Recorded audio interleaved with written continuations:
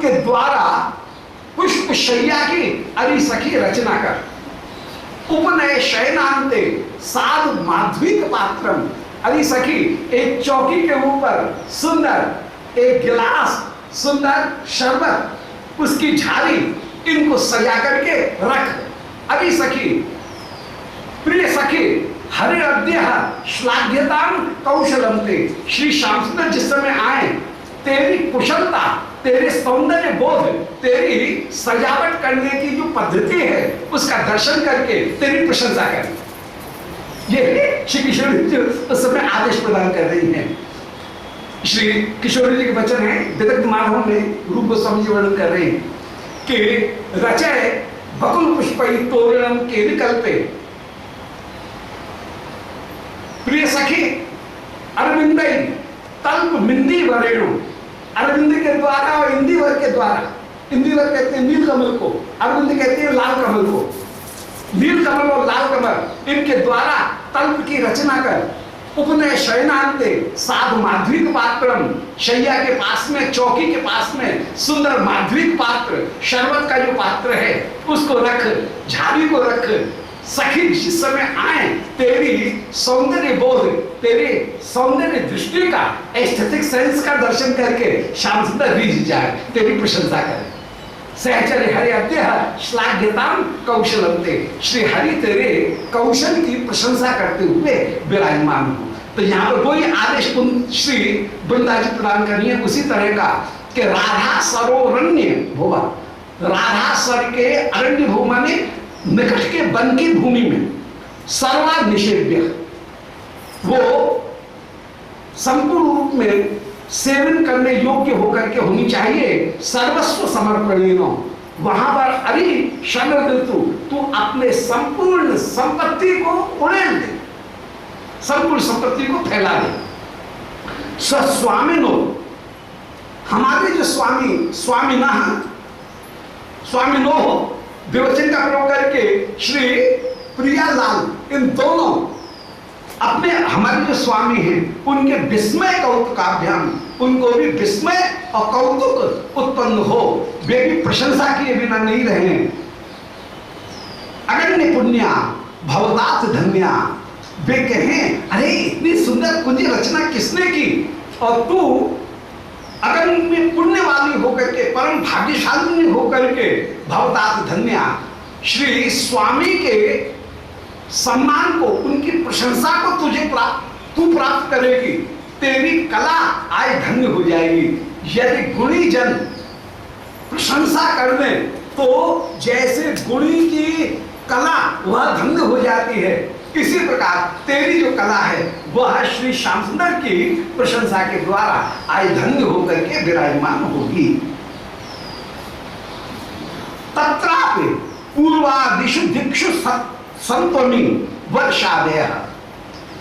अब श्री राधा कुंड में भी जहां जैसी जरूरत हो, तत्रापि पूर्वादिशि दिक्षु, पूर्व इत्यादि की जो दिशाएं हैं, उन पूर्व इत्यादि दिशाओं में सभी ऋतुएं जहां जैसी आवश्यकता, उस कुंज के अनुसार, उस आवश्यकता के अनुसार कुंज की रचना करते हुए विराजमान हो।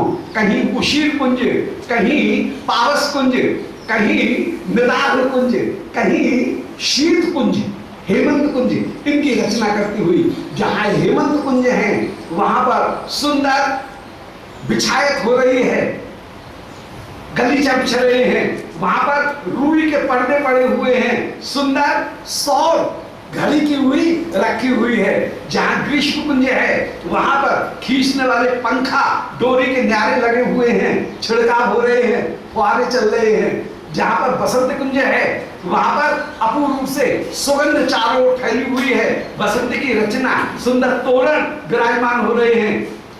जहां वर्षा कुंज है वहां पर अपूर्व रूप से सुंदर खिड़की, उनमें जाली लगी हुई है, शीतल मंद सुगंध पवन भीतर आता हुआ विराजमान हो रहा है। ऐसे संपूर्ण ऋतु के अनुसार जो कुंज हैं, उन कुंज को, श्रीमद् वृंदावन को सजाते हुए तू विराजमान हो। तो तत्रापि पूर्वादिषु दिक्षु, पूर्व इत्यादि दिक्षु माने दिशाओं में, संतमी वर्षादय, ये वर्षा आदि 6 ऋतुएं शोभा को प्राप्त हो। भारतवर्ष परम धन्य है जहां पर 6 ऋतु, और उसमें वृंदावन का कहना ही क्या, श्री वृंदावन तो परम परम धन्य है जहां 6 ऋतुओं की सर्वोत्तम शोभा प्राप्त है। ऐसी शोभा कहीं दूसरी जगह प्राप्त नहीं है। तो वर्षादय तटवर्ती शाखेषु, वहां के तटवर्ती जितने भी वृक्ष हैं उन वृक्षों के ऊपर अपूर्व रूप से विराजमान, और मधुर महत्वम, ये इनमें 6 ऋतुएं अपनी शोभा को प्राप्त करते हुए विराजमान हो, परंतु मधुर महत्वम, इनमें प्रधानता किसकी रहेगी? मधु ऋतु की। मधु कहते हैं चैत्र मास, मधु और माधव, चैत्र के महीने का नाम है मधुमास और वैशाख के महीने का नाम है माधव मास। तो मधु ऋतु की मान वसंत ऋतु की उसमें सबसे अधिक प्रधानता रहेगी। वसंत ऋतु के आधिपत्य में बाद बाकी की जो 5 ऋतुएं हैं उनके आदेश को ग्रहण करते हुए अपनी शोभा को प्रस्तुत करें। तो मधुर महत्वम जल के सिद्ध है मध्य सरह, और जल के लिए सिद्धि करने के लिए मध्य में श्री राधा कुंड विराजमान, और उस राधा कुंड में ग्रीष्म गुरुत्व मस्तोवा, केवल राधा कुंड में सरोवर में ग्रीष्म ऋतु जो है उसकी गुरुता हो। क्या प्रियलाल स्नान करे तो फुरफुरी नहीं लगे, ठंड नहीं लगे, इसलिए जल के लिए करने में ग्रीष्म ऋतु की आवश्यकता है। इसलिए जल के लिए जल के लिए सिद्ध है मध्य सरो, जल के लिए की सिद्धि करने के लिए श्री राधा कुंड उनके मध्य में ग्रीष्म गुरुत्वम अस्तुवा, ग्रीष्म ऋतु उनकी गुरुता हो। बीच में श्री राधा कुंड विराजमान, परम सुंदर रत्न जटित जहां सोपान विराजमान है, बीच में डोंगा पड़ा हुआ है जल के लिए करने के लिए, श्वेत कमल, नील कमल, पीत कमल, स्थल कमल जहां श्री राधा कुंड में विराजमान, राधा कुंड कृष्ण कुंड, इनके बीच में स्वर्ण का सेतु रत्न जटित विराजमान, दोनों कुंडों के बीच में श्री राधा कुंड के चारों ओर 4 जो आनंद, वे आनंद विराजमान, उनमें आम के, बकुल के, अशोक के जो चंपक हैं, उन चंपक के 2 वृक्ष विराजमान, और उन वृक्षों के ऊपर झूला पड़े हुए। और श्री प्रियालाल जिस समय झूले के ऊपर विराजमान होकर के झूले, उस समय चरण की शोभा, प्रियालाल की शोभा श्री राधा कुंड रूपी दर्पण में अपूर्व रूप से विराजमान हो। ऐसे श्री राधा कुंड अपूर्व रूप से जहां विराजमान है, उन राधा कुंड के चारों 8 जो कुंज हैं, 8 सखियों की, वह 8 सखियों की कुंज विराजमान, और श्री कृष्ण कुंड, उन कृष्ण कुंड के चारों 8 जो प्रिय नर्म सखा, उनकी कुंज विराजमान है। इन मधुमंगलानंद कुंज, सुबलानंद कुंज, उज्ज्वलानंद कुंज, अर्जुनानंद कुंज, ऐसे जो श्याम सुंदर के प्रिय नर्म सखा जो है, उन प्रिय नर्म सखाओं की 8 कुंज चारों ओर विराजमान। और ये सखागण जहां पर 3-3 परकोटा है, और ये सखागण बाहर के परकोटे में विराजमान होकर के केवल पंखा खींचने की जो सेवा वो करें, भीतर के परकोटा में प्रवेश करने का सखागणों को अधिकार नहीं है। वहां केवल सखी मंजरीगण ही भीतर प्रवेश करते हुए विराजमान। ऐसे श्री राधा कुंड उनकी अपूर्व शोभा विराजमान है। वो निरूपण कर रहे हैं कि महत्वम, मधुर महत्वम, वहां पर मधुर ऋतु का महत्व होगा।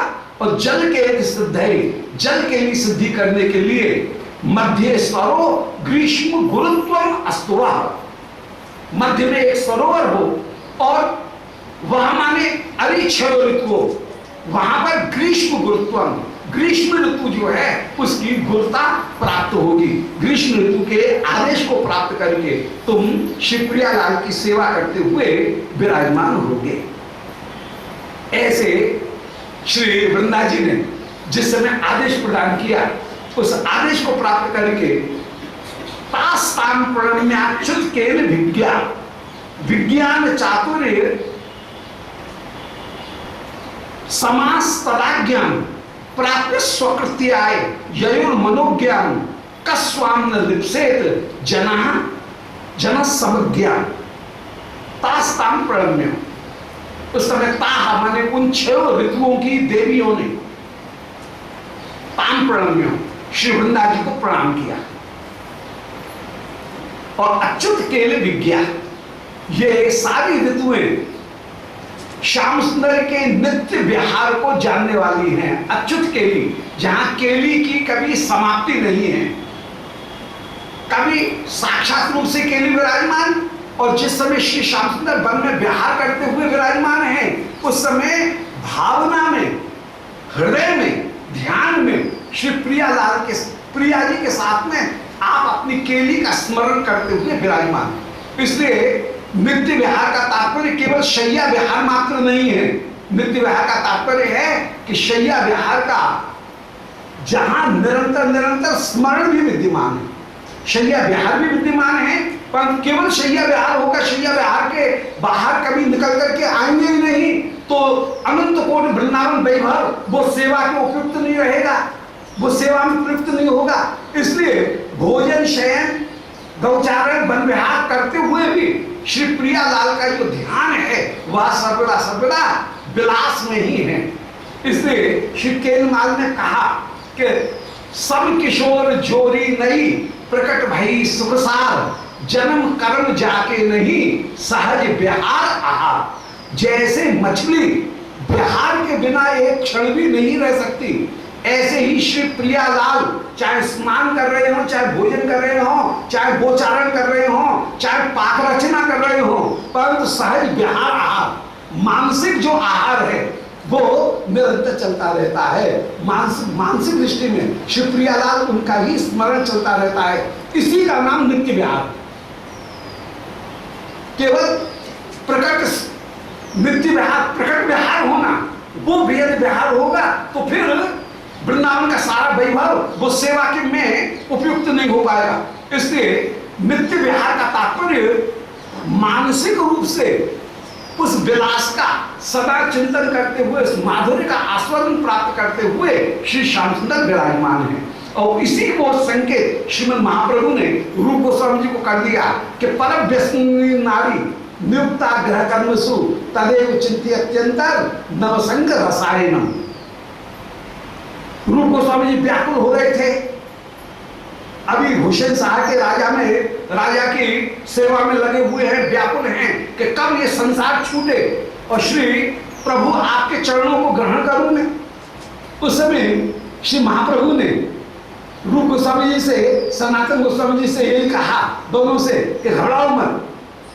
जैसे परम व्यसनी नारी, दृष्टांत बड़ा अजीब सा दृष्टांत है, मैं बड़ा हीन दृष्टांत, परंतु उसमें जो तीव्रता है उसके लिए उस दृष्टांत को दिया कि जैसे पर पुरुष में आसक्त नारी अपने घर के काम को जल्दी से सलटा देती है, ये विचार करती है कि कहीं मेरे काम में कोई चूक रह जाएगी तो सास नंद कोई टोकेगी, अरे बहू काम नहीं, ये काम कैसे रह गया, तो अपने काम को जल्दी से पूरा करो और पूर्ण योग्यता के साथ में पूरा करो, और फिर घर के काम को भी करती जाए और नव संग रसायनम, अपने प्रिय के साथ में जो मिलन हुआ है उसका चिंतन करेगी और जल्दी से अपने काम को पूरा करके फिर अपने प्रिय से मिलने के लिए चली जाएगी। इसी प्रकार तुम भी अपने राज कार्य को, हाथ में जो जिम्मेदारी है उस जिम्मेदारी को जल्दी से पूरा करके सब कुछ त्याग करके फिर मेरे पास में आ जाओ। श्री महाप्रभु ने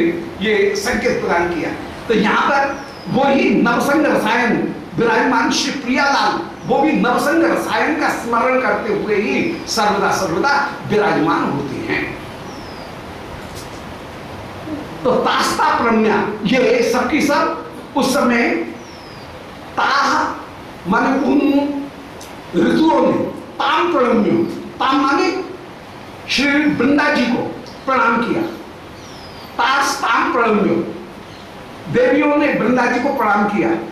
और अच्युत केली विज्ञा, ये सबकी सब श्री अच्युत केली जो है निरंतर निरंतर नित्य विहार जिनके हृदय में विलास का निरंतर चिंतन करते हुए जो विराजमान, वे अच्युत के लिए विज्ञान, ये क्षणों की क्षणों ऋतुए विज्ञान चातुर्य समस्त विज्ञान चातुरी असमा, विज्ञान की चातुरी में असमा माने अद्भुत होकर के, अतुलनीय होकर के विराजमान है। विज्ञान चातुरी असमा, विज्ञान की चातुरी में असमा माने अद्वितीय होकर के, अतुलनीय होकर के ये क्षणों सखी विराजमान है। तदाज्ञान, उन्होंने श्री वृंदा जी की आज्ञा को प्राप्य माने प्राप्त किया और स्वकृत्य आयो, अपने कर्म को करने के लिए, अपने कर्तव्य का पालन करने के लिए ययु मनोज्ञान, ये ययु माने चली गई, क्योंकि मनोज्ञान कस्माम न लप्सेत जन समज्ञान। कौन ऐसा व्यक्ति है जो कि मनोज्ञ माने सुंदर, समज्ञा माने कीर्ति को प्राप्त करने के लिए न लप्से तो उत्सुक न हो। सबको कीर्ति चाहिए और सब इस समय ये प्रयत्न कर रही हैं कि आहा मेरी कुंज ऐसी होनी चाहिए जो जिसको देख करके श्याम सुंदर अवश्य मेरी प्रशंसा करें। तो आज प्रियालाल की प्रशंसा मुझे प्राप्त हो, इसको प्राप्त करने के लिए ये सारी सखी जितनी भी ऋतु हैं, वे ऋतुएं अत्यंत अत्यंत उत्सुक हो रही हैं। तो मनोज्ञान समज्ञान कस्वाम न लिप्से, तो अपनी मनोज्ञ माने मन चाहिए हुई, समज्ञा माने कीर्ति को कौन प्राप्त करने के लिए न लिप्से, तो लिप्सु नहीं होगा, इच्छा नहीं करेगा। यहां पर वही अर्थांतर विन्यास अलंकार का यहां प्रयोग किया गया।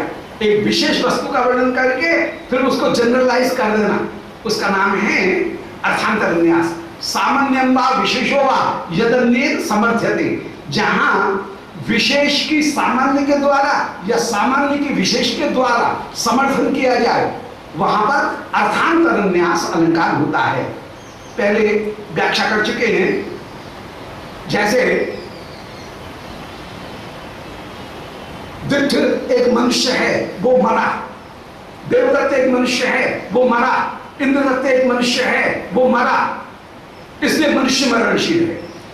इसका नाम अर्थांतर विन्यास हो गया।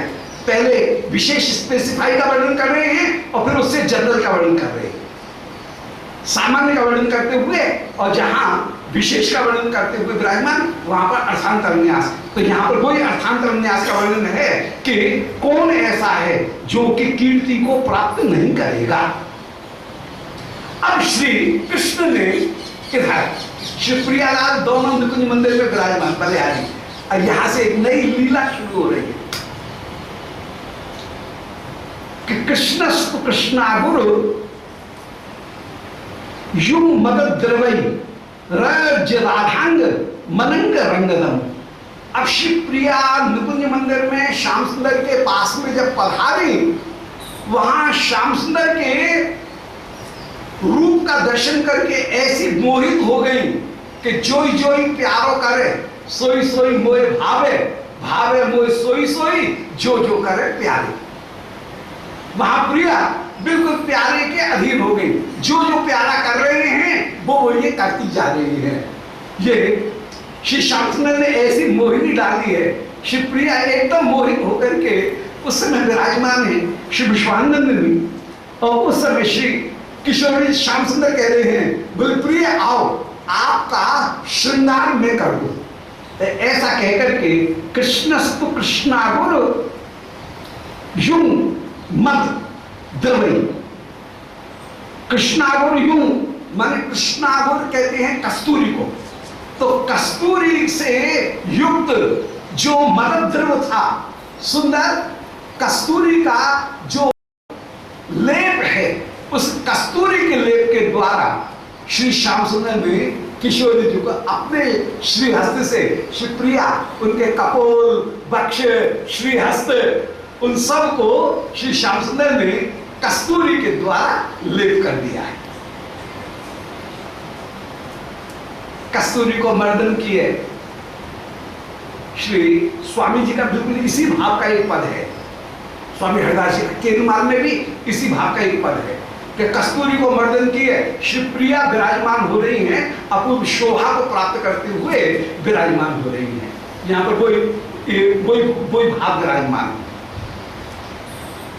तो कृष्णस्तु कृष्णागुर युग, कृष्णागुर माने कस्तूरी के से युक्त जो मदद द्रव्य है, अपूर्व सुंदर जो कस्तूरी का रंग, उस कस्तूरी के रंग के द्वारा आरज्य राधांग, श्री राधिका के अंगों को श्री श्याम सुंदर ने सांवरा बना दिया। श्री श्याम सुंदर कह रहे हैं, बोले प्रिय आओ आपको मैं कृष्ण बना दूं, ऐसा कहकर के वेश परिवर्तन कर दिया श्याम सुंदर ने किशोर जी का। अब यहाँ से वेश परिवर्तन की जो लीला है, एक नई लीला वो प्रारंभ कर रहे हैं। श्री श्याम सुंदर अपने श्रेयस्त्र से प्रिया को कृष्ण वेश धारण करा रहे हैं, अपना वेश धारण करा रहे हैं। तो कृष्णस्तु राधा गुरु युग्मा, युग माने कृष्णा गुरु युग माने कस्तूरी से युक्त मदद द्रव्य जो सुंदर लेप है, उस लेप से आरज्य राधम, राधिका को आपने आरज्य माने रंजित कर दिया, राधांगम अनंग रंगदम। ये कृष्णागुर मदद द्रव्य कैसा है, बोले अनंग रंगदम, अनंग रंग को प्रदान करने वाला है, प्रेम के रंग को प्रदान करने वाले उस कस्तूरी के द्रव्य से श्री प्रिया के श्री अंग को रंग दिया है। और बेशम सुवस्त्रा भरणी अतव्यधात, और श्री श्याम सुंदर ने अपने वेश आभूषणों से श्री प्रिया को भी रंजित कर दिया। बेशम सुवस्त्रा भरणी अतव्यधात, और अपने वस्त्र आभूषण इनके द्वारा श्री श्याम सुंदर श्री प्रिया जी को उस समय अभ्युधा सुंदर वेश जो है वो वेश धारण करा दिया। और तस्या स्ववंशीम अपे तुंद संदिता, और श्री प्रिया के कमर में सुंदर कटपेच बांध करके, पटका बांध करके, और उसमें अपनी वंशी भी प्रिया की कमर में उलझ दी है। कमर में वंशी जो है उसको भी अभ्युधार, वंशी को भी खुलस दिया है। ऐसे किशोरी जी को तो आपने बना दिया ये सुंदर। किशोरी जी जो है वो किशोरी जी को तो सुंदर बना दिया, और किशोरी जी को सुंदर बना करके कृष्ण रूप बना करके आप विराजमान हो गए। और स्वयं तो कृष्ण है ही, स्वयं तो कृष्ण, तो दो कृष्ण हो गए। एक तो प्रिया जी को तो कृष्ण वेश धारण करा दिया, और स्वयं कृष्ण वेश धारण करके विराजमान है ही बोले है। तो बेशम सुवस्त्रा भरणी अतव्यधा, अपने वस्त्र आभूषणों के द्वारा श्री किशोरी जी उनको वेश पुरुष वेश धारण करा दिया है। और तस्या स्ववंशी अपने तुंद संदेता, तुंद माने उनकी फेंट में वंशी, उसको भी संदेता, उसको भी लगा दिया है। दोबारा सुनने, कृष्णस्तु कृष्णागुर युक्त मदद द्रव्य, कृष्ण ने कस्तूरी से युक्त जो लेप है उससे आरज्य राधांगम, श्री राधिका के अंगों को रंग दिया, जो कि अनंग रंगदम, कामदेव के अपूर्व रंग को प्रदान करने वाली थी। और बेशम, ऐसे कामदेव के रंग को प्रदान करने वाले वेश उनको प्रदान कर दिया है। और स्ववस्त्रा भरणी, राधिका को अपने वस्त्र आभूषणों से आज श्याम सुंदर का वेश बना करके विराजमान हो कर दिया है। अतः व्यथा, कभी कभी ये रसिक शिरोमणि स्वयं तो श्री गोरे लाल और सामने प्रिया बनकर के कभी विराजमान होते हैं, कभी प्रिया जी को भी अपना कस्तूरी का लेप करके अपना रंग प्रदान कर देते हैं दोनों।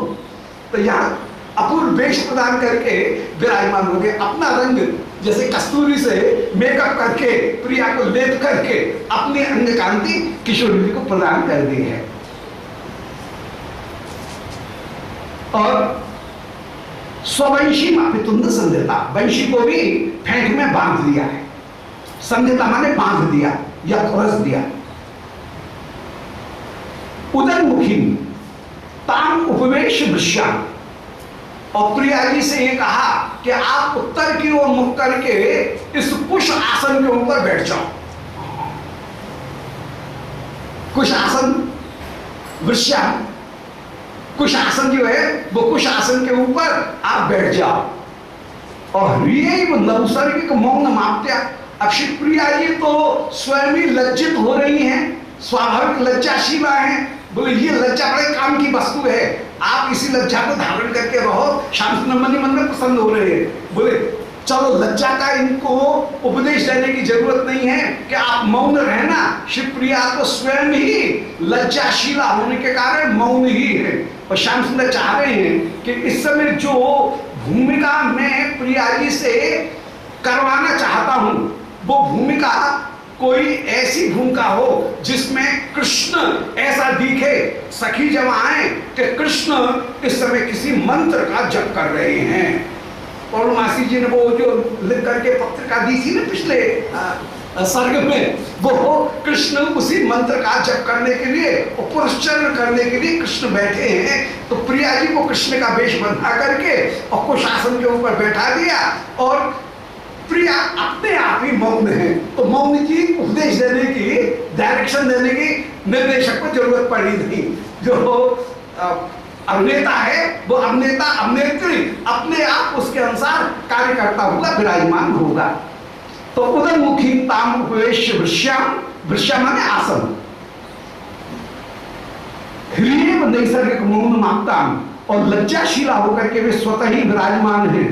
स्वांगम तया अलंकृत में बिभ्रत, और स्वांगम तया अलंकृत में बिभ्रत, और श्री कृष्ण ने भी अपने अंगों को तया अलंकृतम, श्री प्रिया जी ने श्याम सुंदर के श्रीअंग को भी अलंकृत कर दिया है। पीतांबरो, आप पीतांबर धारण करके विराजमान हैं।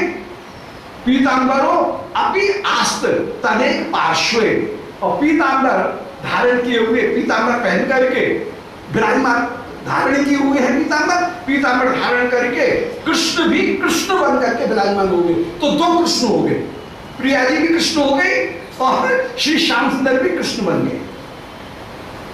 प्रिया और श्याम सुंदर दोनों यहां पर कृष्ण बन करके ही विराजमान हो गए। प्रिया को भी कृष्ण वेश धारण करा दिया है। दोबारा सुन लें कि उदयमुखी ताम उपवेश, श्री राधिका को उत्तर की ओर मुख करके श्याम सुंदर ने बैठाया, वृष्या माने कुशासन के ऊपर, और ह्रियैव नैसर्गिक मौन माप्ता, श्री प्रिया स्वाभाविक रूप में ही ह्रिया माने लज्जा के कारण मौन माप्ता, मौन धारण किए हुए थी। और स्वांगम तया अलंकृत में बिभ्रत, और श्री प्रिया जी ने भी मिलन में श्याम सुंदर का जो श्रृंगार वस्त्र इत्यादि व्यस्तास्त्र हो गए थे, उनको श्री प्रिया ने श्याम सुंदर को सजा दिया। श्याम सुंदर के जो तिलक इत्यादि कहीं मिट गए थे उनको भी ठीक करके, या श्री अंग रूपी सखी का जो श्रृंगार मिलन में जहां पहुंचा और सखी वहां पर मूर्छित होकर के जो गिर गई, उसका श्रृंगार वहीं छूट गया। उस श्रृंगार को वापस सुधार करके यथास्थान ला करके सखी को चेत प्रदान करके यथास्थान श्रृंगार रूपी सखी, अंग रूपी सखी अपने अपने श्रृंगार को धारण करके यथावस्थित विराजमान हो गई हैं। ऐसे श्याम सुंदर के श्रीअंग के ऊपर जो श्रृंगार, वो श्रृंगार अंग सखी के ऊपर यथावस्थित विराजमान था। अन्यथा मिलन में न जाने कौन सा श्रृंगार कहां पहुंच गया था।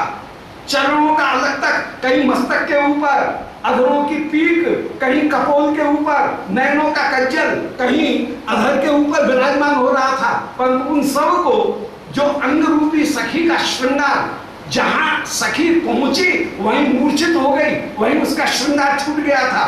उस श्रृंगार को वापस उस सखी को चेत प्रदान करके उस श्रृंगार को यथावस्थित रूप में शिवप्रिया ने धारण करा दिया है।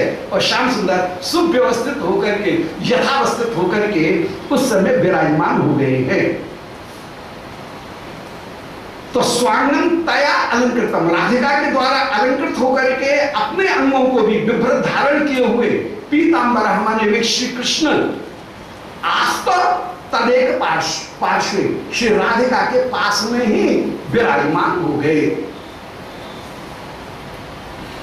अब अथो नूपुर किंकणी स्वने, ऐसे जो विराजमान हुए। अब श्री सखीगण जो है उन्होंने मन में विचार किया, श्याम सुंदर कहां चले गए, चलो श्याम सुंदर को ढूंढे, अपनी सखी को ढूंढे। ऐसे मिलन का अवसर समाप्त हुआ जान करके अब कहीं उस रूप माधुरी का हम दर्शन करेंगे, ये विचार करते हुए सखी गणों ने अब श्री विकुंज मंदिर में प्रवेश किया है। और सखियों के नूपुर की ध्वनि को सुन करके अब श्री श्याम सुंदर सावधान हो गए और आगे सखीगण श्री श्याम सुंदर से दो श्याम सुंदर का दर्शन करके